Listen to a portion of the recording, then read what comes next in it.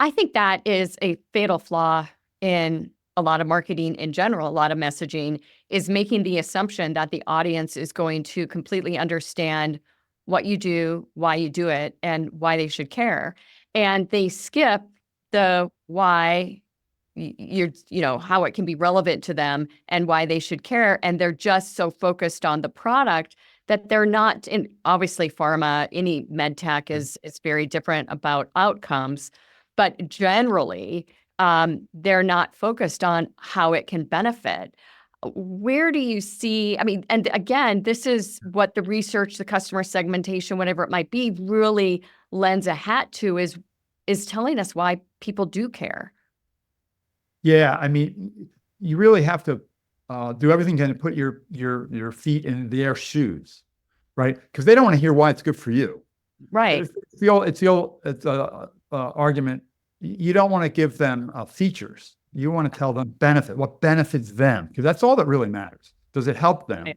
And to get people to do something different or to buy a new product, I know when people try to sell things to me, it either has to be way better, not just a little better, but way better or way cheaper, something enough, because there's inertia, there's status quo. And if you're like me, you've been burned sometimes when you do make a change. It's like, wait a minute, I'm not just going to make a change for a small benefit, because with any small benefit, there's unseen drawbacks that you don't know about. So it's like, you put your defense up. So you really have to have something there.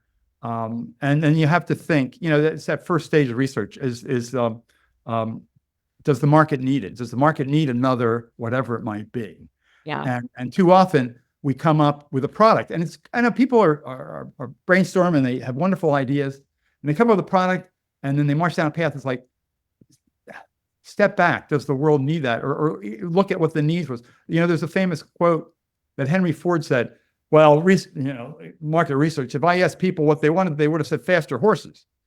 And there's some validity to that. But what if he said, what are you looking for in transportation?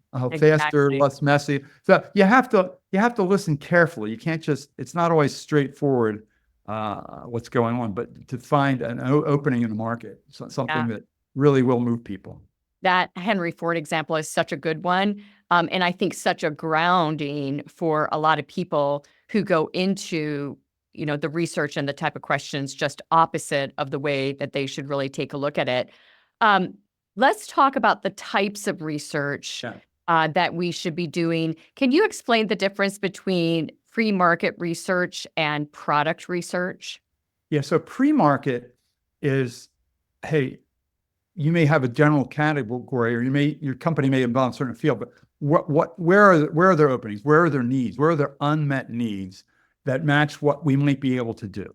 Mm-hmm. And it's very important to do that. I mean, you'll see examples of like several years back, companies came out with what sound like a great product,